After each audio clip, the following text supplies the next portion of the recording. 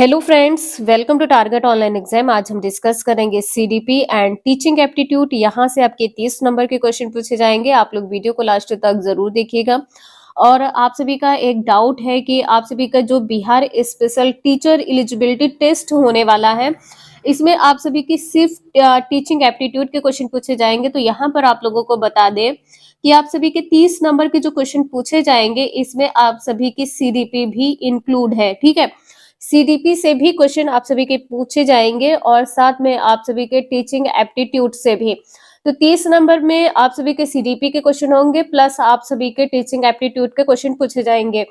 Telegram पर मैंने आप सभी को सिलेबस शेयर कर दिया है, तो आप सभी लोग देख लीजिएगा कि किस प्रकार से आपका सिलेबस है और कौन कौन से सब्जेक्ट पूछे जाएंगे। तो चलिए स्टार्ट करते हैं। क्वेश्चन फर्स्ट है, मनोविज्ञान ने सर्वप्रथम अपनी आत्मा का परित्याग किया, फिर अपने मन का, फिर अपनी चेतना का, अभी वह एक प्रकार के व्यवहार को संजोए है कथन था। तो आप सभी को पता होगा यह कथन वुडवर्थ का था। सी आंसर यहाँ पर सही है। नेक्स्ट है, मनोलैंगिक विकास में सुप्तावस्था का वर्ष अंतराल संबंधित है। आप सभी को पता है। बी आंसर यहाँ पर सही हो जाएगा, 6 से यौवन तक। 2 से 5 वर्ष की जो अवस्था होती है, ये प्रारंभिक बाल्यावस्था होती है। प्रारंभिक बाल्यावस्था, ध्यान रखिएगा। नेक्स्ट क्वेश्चन है, विकास के मनोसामाजिक सिद्धांत का प्रतिपादन डैश ने किया था। आप सभी को पता है इरिक्सन ने किया था। ए आंसर यहाँ पर सही है। जेबी वॉटसन, यहाँ पे ध्यान रखिएगा, जो जेबी वॉटसन है ये व्यवहारवादी संप्रदाय के जनक हैं। व्यवहारवादी संप्रदाय के जनक हैं। तो यहाँ पर आप सभी लोग ध्यान रखिएगा, जेबी वॉटसन ने विकास एवं बुद्धि की प्रक्रिया में किस पर बल दिया है? वातावरण पर बल दिया है।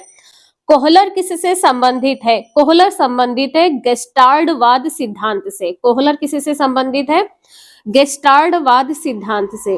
सूझ व अंतर्दृष्टि के सिद्धांत से कौन संबंधित है? कोहलर संबंधित है। सिगमंड फ्रायड किससे संबंधित है? मनोविश्लेषण, मनोविश्लेषण सिद्धांत से संबंधित है, या प्रतिपादक कह सकते हैं। मनोविश्लेषण, मनोविश्लेषण संप्रदाय के जनक कौन है? सिगमंड फ्रायड है। किसी क्वेश्चन में कोई डाउट लगता है तो प्लीज आप सभी लोग कमेंट करके जरूर पूछ लीजिएगा। नेक्स्ट है, डैश के अनुसार इदम, अहम तथा परा अहम व्यक्तित्व के 3 घटक है। तो यहाँ पर आपका आंसर यहाँ पर डी सही है, सिगमंड फ्रायड। ठीक है, पूरा नाम ध्यान रखिएगा, सिगमंड फ्रायड है। पहला है बाहरी पक्ष, पहला है बाहरी पक्ष और दूसरा है आंतरिक पक्ष। बाहरी पक्ष और दूसरा है आंतरिक पक्ष। 2 पक्ष होते हैं। अब किसी भी व्यक्ति को उसके बाहर के पहनावे से, बाहर के जैसे बात करने से आप उसे पहचान सकते हैं कि वो बाहर कैसा है, और उसके जो गुण होंगे, गुणों के माध्यम से आप उसे पहचान सकते हैं कि अंदर से कैसा होगा। जो आंतरिक पक्ष होता है ये स्थायी होता है। ठीक है, इसे ध्यान रखिएगा, जो आंतरिक पक्ष होता है यह स्थायी होता है, लेकिन जो बाहरी पक्ष होता है ये बदलता रहता है, ये अस्थायी होता है। नेक्स्ट है, मनोवैज्ञानिकों के अनुसार निम्नलिखित में से किस विधि द्वारा मूल प्रवृत्तियों में परिवर्तन लाया जा सकता है? मूल प्रवृत्तियों में किसके द्वारा परिवर्तन लाया जा सकता है? मार्गांतरीकरण द्वारा। ठीक है, आपका आंसर यहाँ पर भी सही हो जाएगा। नेक्स्ट है, प्रत्ययों का बनते रहना एक डैश प्रक्रिया है। तो अनियमित यहाँ पर नहीं होगा, यहाँ पर हो जाएगा संचयी प्रक्रिया है। आपका आंसर यहाँ पर डी सही हो जाएगा, संचयी प्रक्रिया है। नेक्स्ट है, निम्नलिखित में से कौन सा भूलने का कारण नहीं है? क्या कारण नहीं है? शिक्षक की योग्यता। और भूलने का कारण क्या है? मानसिक द्वंद्व है, पुनरावृत्ति का अभाव है, सीखने की मात्रा है। ठीक है, तो यहाँ पर आप सभी लोग ध्यान रखिएगा, क्या नहीं है? शिक्षक की योग्यता। नेक्स्ट है, स्पीयरमैन 1904 के अनुसार तर्क करने की क्षमता और समस्या समाधान करने की क्षमता कहलाती है। तो यहाँ पर अर्थ का आंसर बी सही हो जाएगा, द्विकारक। अब यहाँ पर द्विकारक कैसे आप समझेंगे? पहला क्या है? तर्क करने की क्षमता है, और दूसरा क्या है? समाधान करने की क्षमता। तो तर्क और समस्या का समाधान दोनों चीजें अलग हैं, और ये किस में आएगा? द्विकारक सिद्धांत में आएगा। एक कारक सिद्धांत के प्रतिपादक कौन है? विनय है। ध्यान रखिएगा, विनय है। स्टर्न है, स्टर्न है। और तीसरा नाम ध्यान रखिएगा, टरमैन है। तीसरा है टर्मैन। विशिष्ट बुद्धि किससे संबंधित है? आप सभी लोग ध्यान रखिएगा, जी और एस। जी का यहाँ पर क्या हो जाएगा? जनरल हो जाएगा, जनरल इंटेलिजेंस, और यहाँ पर स्पेसिफिक इंटेलिजेंस हो जाएगा। तो ये दोनों किसी से संबंधित है? स्पीयरमैन से संबंधित है। ठीक है, इसे ध्यान रखिएगा। नेक्स्ट है प्राप्तांकों के समूह का वह बिंदु जिसके नीचे समूह के आधे प्राप्तांक और जिसके ऊपर समूह के आधे प्राप्तांक होते हैं कहलाता है। तो यहाँ पर 9th का आंसर क्या सही होगा, क्या कहलाता है? देखिए क्या कहा है कि जिसके नीचे समूह के आधे, मान लीजिए एक समूह है, यहाँ पर कहा है समूह के आधे, यहाँ पर समूह का आधा हो गया, जिसके ऊपर समूह के आधे, ये ऊपर हो गया और यहाँ पर ये नीचे हो गया। अब देखिए यहाँ पर अंक है और यहाँ पर भी अंक है, तो आपसे पूछा क्या है? आधे प्राप्तांक होते हैं कहलाता है, तो ये क्या हो जाएगा? मध्य का अंक हो जाएगा, माध्यांक हो जाएगा। आपका आंसर यहाँ पर माध्यांक सही हो जाएगा। माध्यांक यहाँ पर आपका आंसर सी सही है। ठीक है, नेक्स्ट है आवृत्ति वितरण को रेखा चित्र द्वारा प्रदर्शित करने की विधियों से डैश एक विधि है। आवृत्ति विवरण को रेखा चित्र द्वारा प्रदर्शित करने की विधि से, तो यहाँ पर 10th का आंसर बी सही हो जाएगा। स्तंभाकृति है। आकृति तो यहाँ पर जो आप ड्रॉ करेंगे, गुंभाक्षर यहाँ पर अक्षर की बात की गई है, ये यहाँ पर नहीं होगा, और आपके लिखने की बात की है, ये भी पॉइंट यहाँ पर नहीं होगा। नेक्स्ट है पढ़ाते समय सामान्य कक्षा में अध्यापक का सर्वाधिक ध्यान किस मनोवैज्ञानिक तथ्य पर होना चाहिए? तो यहाँ पर 11th का आंसर कैसे हो जाएगा? व्यक्तिक विभिन्नता पर। ठीक है, सी आंसर यहाँ पर सही हो जाएगा। यहाँ पर शिक्षण तकनीक नहीं होगा, बच्चे की शारीरिक क्षमता भी नहीं होगा, पारिवारिक क्षमता भी नहीं होगा, क्या होगा? C answer. नेक्स्ट है निम्नलिखित मापन के स्तरों में सबसे अच्छा कौन है? यहाँ पर 12 का आंसर क्या सही हो जाएगा? मापन के स्तरों में सबसे अच्छा अनुपात हो जाएगा। आपका आंसर यहाँ पर भी सही है। नामिक मतलब उसे नाम से इंडिकेट करना है, क्रमिक मतलब लगातार हो जाएगा, अंतराल मतलब गैपिंग की बात की गई है। ठीक है, जैसे यहाँ पर 2 है, इसके बाद में यहाँ पर 4, तो एक एक का गैप हो गया। ठीक है, तो आपका आंसर यहाँ पर भी सही हो जाएगा। नेक्स्ट है पियाजे के संज्ञानात्मक विकास सिद्धांत में अमूर्त तर्क एवं परिपक्वन नैतिक चिंतन किस अवस्था की विशेषताएं हैं? तो आपका आंसर यहाँ पर सी सही हो जाएगा। अमूर्त तर्क लिखा है ना, याद रहे तो ध्यान रखिएगा। अमूर्त तर्क लिखा हो तो औपचारिक संक्रिय अवस्था हो जाएगा। सी आंसर यहाँ पर सही है। और संवेदनात्मक गामक अवस्था कब से कब तक की मानी जाती है?